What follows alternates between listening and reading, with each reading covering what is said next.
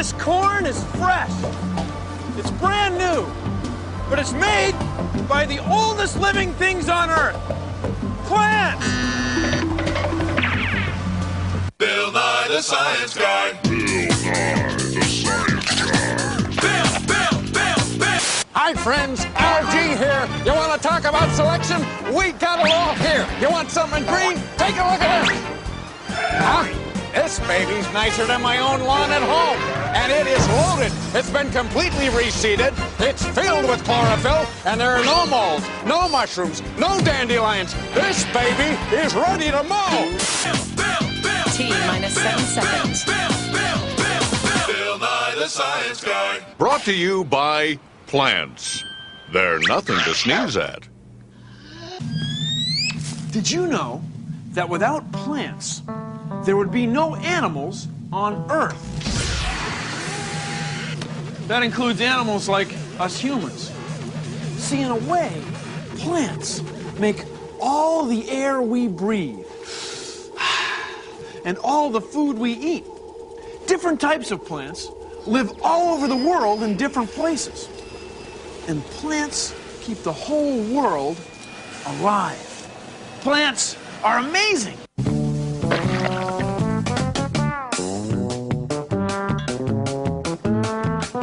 See, plants take energy from the sun and make their own food.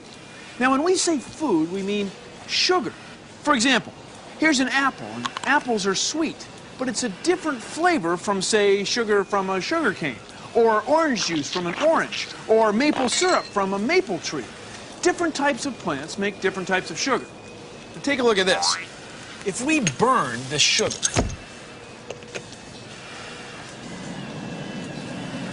at first it'll turn brown. That's caramel. It's sweet, and it's good. But if we let it keep going, the caramel burns, and it turns black. That's what we call carbon.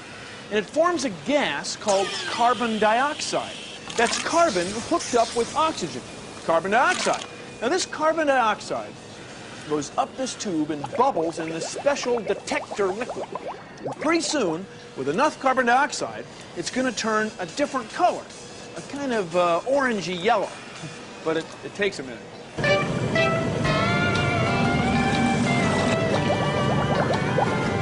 Is it soup yet? It's almost ready.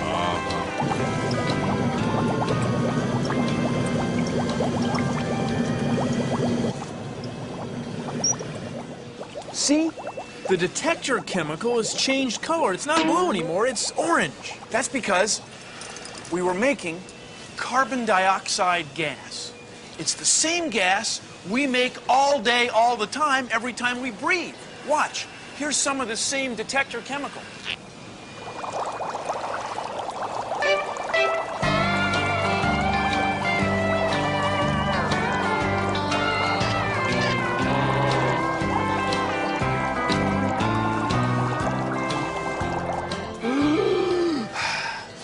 See? It's changed color because I'm giving off the same gas as in that chemical reaction.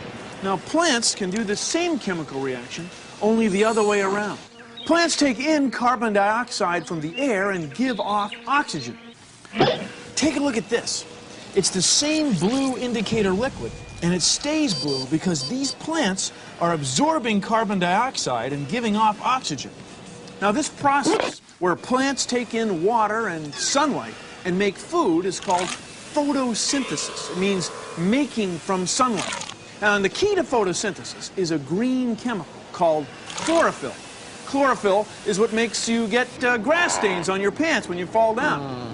Now, plants take in carbon dioxide given off by animals and fungus and some other plants and make oxygen, which animals like us breathe. See? It's a great deal for everybody. Plant sugar. It is a good deal.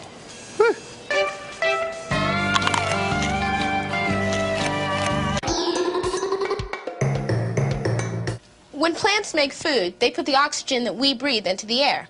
It's photosynthesis, and you can see it using this piece of lettuce. Just put the piece of lettuce in a jar full of water. Then turn the jar over into a bowl and fill the bowl with water. Then put the the jar in a place where it'll get lots of sun. Wait about 24 hours. See those little bubbles? That's oxygen that the lettuce is making by exchanging carbon dioxide and water for food. Woo! Ain't that funky now?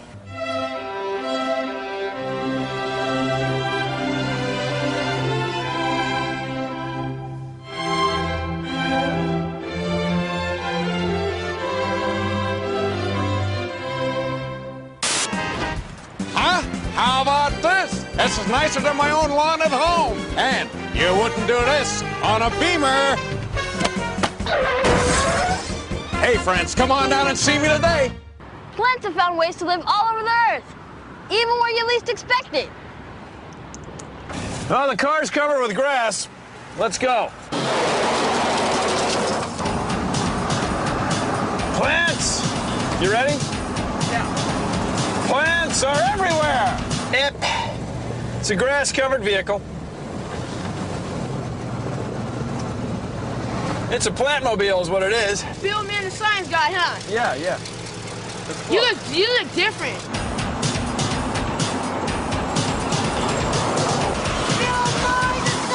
Hi, you guys.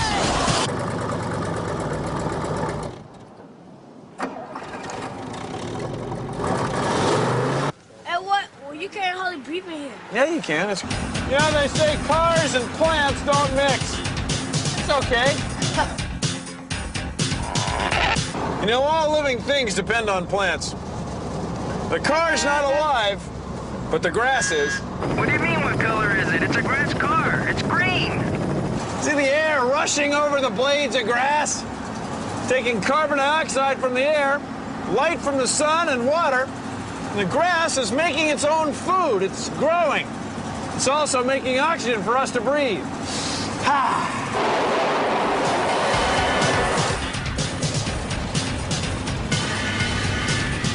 The water, well, we provide that when it rains or when we hose it down from time to time. It's science. Science!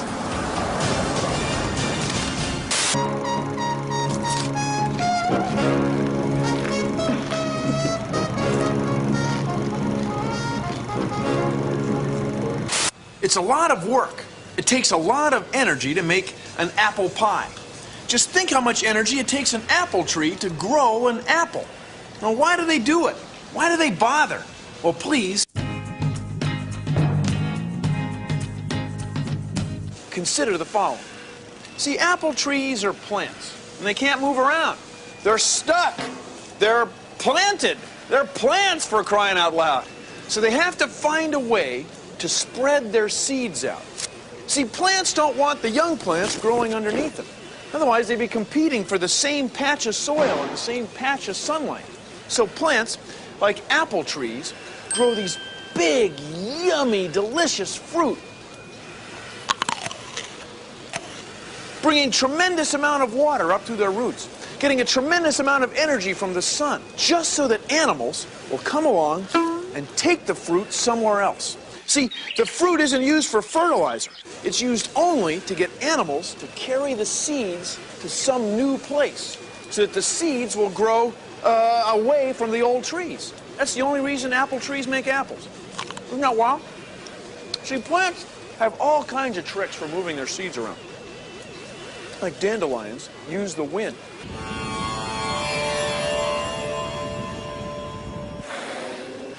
And maple trees make these cool helicopter seeds. See, plants have this whole thing figured out.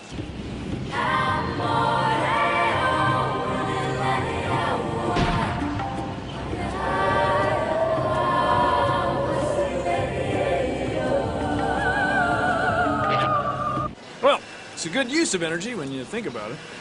Thanks for joining me. I'll consider the following. Each seed of the milkweed plant is attached to a feather-like carrier. The wind carries the seeds away to a new area for growth, perhaps a distance of several miles.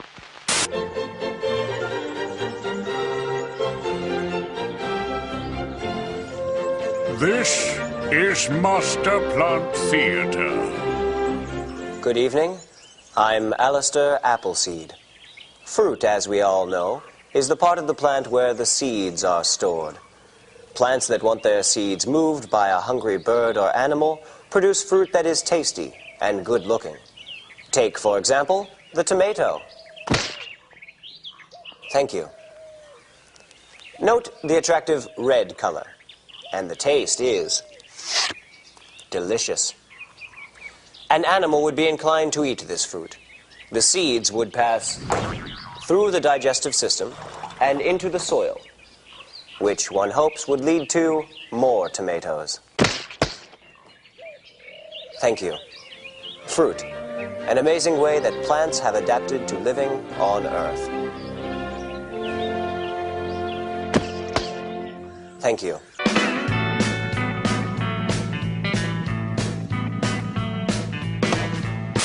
Here you go. Take that! And that!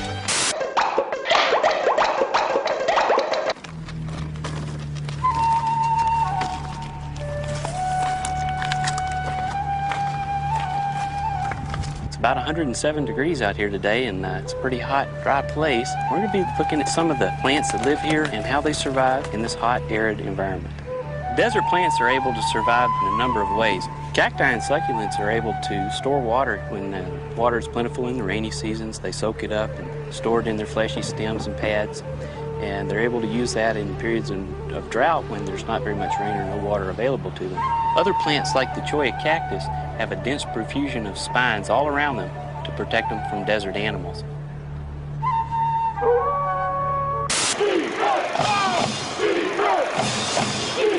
Cactuses are plants that play defense. See, cactuses live in the desert where water is precious. So any water they can get inside them, they want to keep. They don't want animals coming along and messing with them. So cacti have these sharp thorns. If you touch them, they stick you. So I'm going to leave it alone. Plants like this poison oak have an oil in them that irritates your skin and makes you break out if you touch it. Now, I'm not going to touch it. I'm leaving it right there. This is a nettle plant. It has little spines on it that rub on your skin and make it hurt. Ouch! It's a plant defense. I'm leaving this one alone, too. Just think how much energy it must take for plants to grow needles or make stingers or make poisonous oil. But it's worth it to them because plants can't move. They can't hide. They can't run away. So they got to play rough so that animals will leave them alone. Plants use sunlight and water and carbon dioxide gas, which we breathe out, to make oxygen gas, which we breathe in.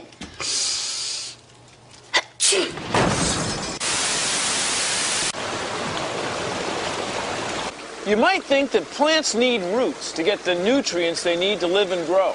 But take a look. There's 1, 2, 3 kinds of plants that get all the nutrients they need right from the water they live in or around. Look, they live fine. No roots. We've got a camera on the end of a pole. Now take a look. Standing in a tide pool. See all that kelp? All that kelp is floating around in the ocean. And it doesn't need strong roots or stems or bark because the ocean supports its weight. Now look at all that kelp. Think about all that photosynthesis. It's a big kelp green plant party. Hey, I'm talking to you. Yeah. Hey, science time! Huh? And now, Mrs. Gardner's biology class proudly presents Plant Plumbing. Part 1, Life Without Internal Passages. Get off the stage! Get off! We are plants, simple and small. We have no need for veins at all. We get all the water and nutrients we need without passages inside to help us feed. When we're sick or injured, we really use plants. If you burn yourself, you might want to get some oil from an aloe vera plant. The oil helps soothe the burn. Now, a lot of bandages for cuts have seaweed in them. No kidding. Of course, people take garlic for high blood pressure. And if you have a sore throat, you can soothe it with chamomile tea with cinnamon or licorice. And lemon's good too.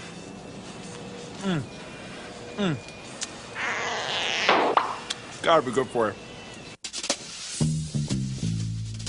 My name is Dr. Eloy Rodriguez. I'm a professor of plant biology and tropical ecology. This is a vine, and this is very common in the rainforest because the trees are all together, so they're all climbing together, trying to get up to the sun. What I do is I study plants for their medicinal value. In other words, plants that might contain natural chemicals that might be used in the treatment of disease.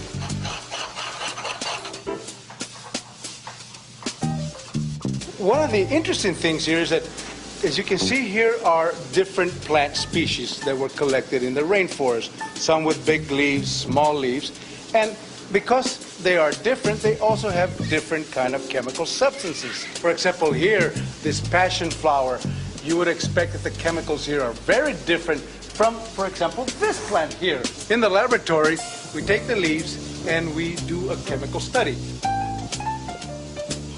Here's what we get from the ground up leaves, this very nice green color of different kinds of chemicals. And from there, the real mysteries of discovery, substances that could be used for medicine. And that's what makes this kind of research so exciting, the discovery of potential new medicines. Most plants use light from the sun, water from the rain, and nutrients from the soil to make their own food.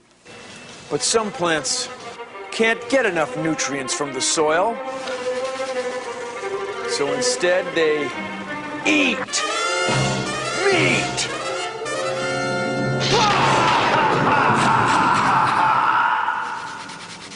Well, anyway, these plants eat raw flies. Pitcher plant, which grows in swamps and bogs in the southern United States.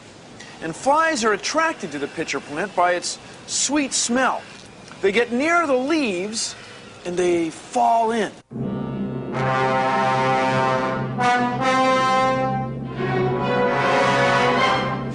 They drown in rainwater in the pitcher-shaped leaves of the plant, and then the juices of the plant digest them. The famous Venus flytrap, which grows in the southern United States too. And when the flies are attracted to the red color and the sweet smell of the Venus flytrap, they get in the middle of the leaves and then it closes on them and it dissolves them. See, these plants can't get enough chemicals from the soils they grow in, particularly nitrogen. So they found ways to get the chemicals they need from what's around them. Namely, all the insects that buzz around swamps and marshes. Isn't that wild? These plants eat meat. Just open up the plant, take out all the dead bugs. Here you go. A beetle flower is a plant that smells bad. Beetles like bad smells. Here, take a whiff. Cool. Smells like rotten meat. Most plants are green. That's because plants make this stuff called chlorophyll, which is a green chemical that plants use to trap sunlight. Energy from the sun is what plants use to make food. Get a hold of some leaves. And mush them up using a knife. You might want to have an adult to help you. This is an experiment that'll show you the chlorophyll in the leaves.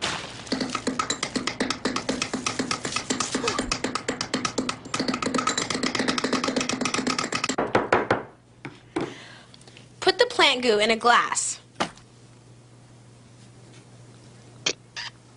Now pour fingernail polish remover over the top.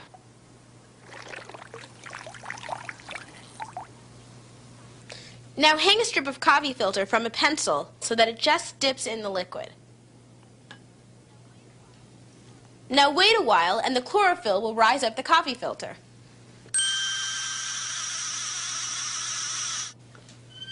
That's the stuff that plants have been using for billions of years to make their own food. Plants like the one in the salad use sunlight to help make their own food. Oops. I'm running out of salad. A lot of plants shut down in the wintertime. They stop making their own sugar, their own food. And that's what makes trees like this one change color. As the days get shorter, trees sense that and stop making chlorophyll. The chlorophyll gets reabsorbed by the tree. And then when that happens, the other colors come through. Yellow, that comes from xanthophyll, and xantho is Greek for yellow. And orange comes from carotene. Carrots, that's the carotene, that's the same color, see? So these colors, yellow and orange, are always there, but we don't see them as long as there's a lot of chlorophyll present. So chlorophyll goes away, the other colors come through. The leaves change color. Isn't that pretty? It happens in the fall. Thank you.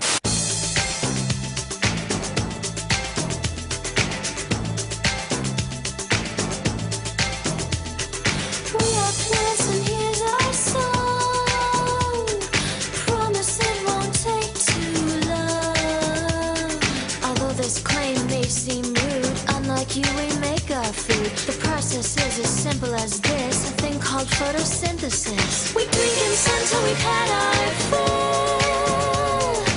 Use green stuff called chlorophyll.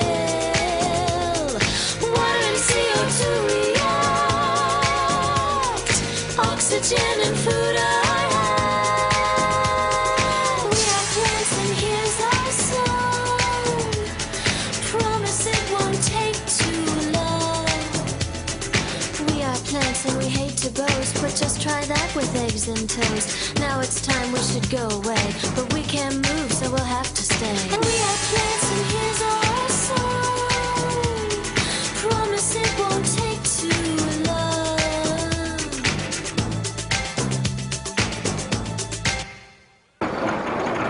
Well, that's our show. Thanks for watching. If you'll excuse me, I've got some Monica leading us plants to harvest. See ya! Produced in association with the National Science Foundation.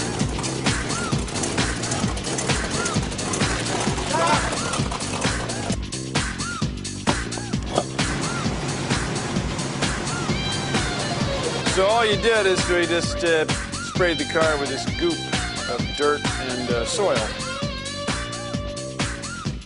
This, my friend, is your grass car. That's what you got there. You sure it's not AstroTurf car? Doesn't seem like an AstroTurf car. Here, feel it. That's natural grass, my friends. You operate a grass-covered car the same way you operate any car. Just put it in drive and pull out. The grass, which is a plant, is still taking carbon dioxide from the air, turning it into oxygen.